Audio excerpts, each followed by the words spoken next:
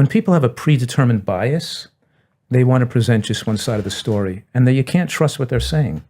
So I'm trying to spend as much time as I can looking at both sides of every issue and going through all the data, because it's my passion to really do what's best and live the healthiest life possible and share that with my audience as to what I've determined is my recommendations, but also how I came to that recommendation, not by looking to collect information that boosters one side of the story. I have no predetermined side of the story. Right. You're saying you're like a completely non-biased empirical scientist. A blank sheet, a blank if you sheet. will.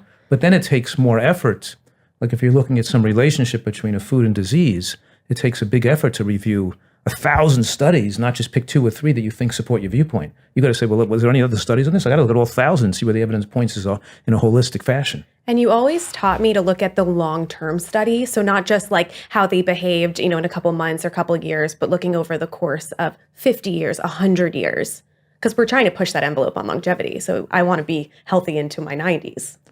That's what makes, I think, my advice somewhat different. What you just said is because I'm seeing if we're going to live longer, if we're going to eat a dietary portfolio that's going to enable us not to have a low risk of cancer and almost a zero risk of heart attacks and strokes, and we're going to live longer, then what are our other risks that might prevail in our life if we're living past the age of 90 in those last 10 years of life, which I'm saying the average lifespan of a healthy person should be between 97 and 107 years old, and what's going to befall us to make those last 10 years of life not enjoyable.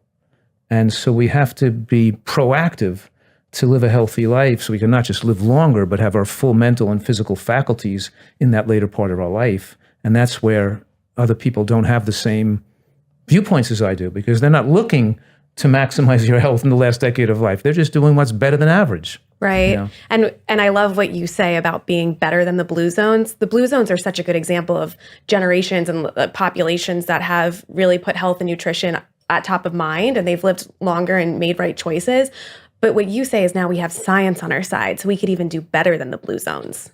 Exactly. We can do much better than the blue zones. So the blue zones are not a gold standard just because they're better than the lousy standard American diet. Mm-hmm. And I think someone my age, around 30 years old, you're not always thinking about your future health. Like you're kind of like wanting to deal with the now. And if I feel good now, it's good enough.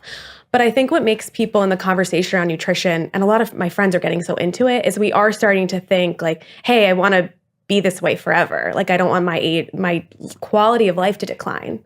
Yeah, which in most people's quality of life does decline when they pass 60, 70, certainly, and then they get to be 80, their quality of life declines. I know, but that's the tough question, is that most people, they're young and healthy, and they used to think they could smoke, they could be on a carnivore diet because they feel great right now, they could take drugs, they can drink alcohol because they feel okay, and they don't understand that these negative impacts on their health are cumulative all through their life.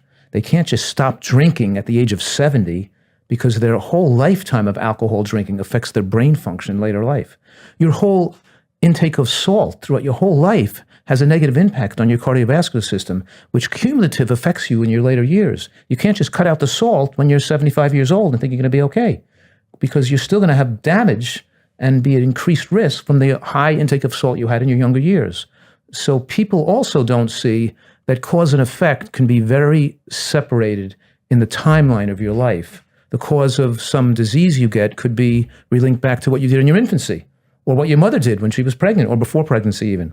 And cancer can be caused by what you did not 10 years before, but 30 years back. You said there's a big lag when it comes to nutrition. A big lag with regard to almost every disease. And that's where we're talking about the lag between a symptom like memory loss and dementia. We can't start the elderly taking, let's say, DHA to make sure their omega-3 index is adequate to protect dementia, because by then it's too late. It's their lifetime, because it takes so many years for the brain to regulate itself and stabilize itself from your diet. And your brain eventually takes the form that your diet took, and your body takes the form. We control our health, but it formulates our health over many years. And we can't just suddenly expect it to change rapidly when we start doing the right thing after we did the wrong thing for 30 years or 40 years or 50 years. You know what I mean? You always said it's all about your pack years, which really resonated with me, because it's like, you always said smoking, it's not about like how many cigarettes you do a day. I'm trying to explain the pack years. It means how You're many better packs, explaining it. how many packs a day you smoke for how many years you smoke those packs. So if you had 3 packs a day of smoking for 30 years at 3 packs a day, that's 90 pack years.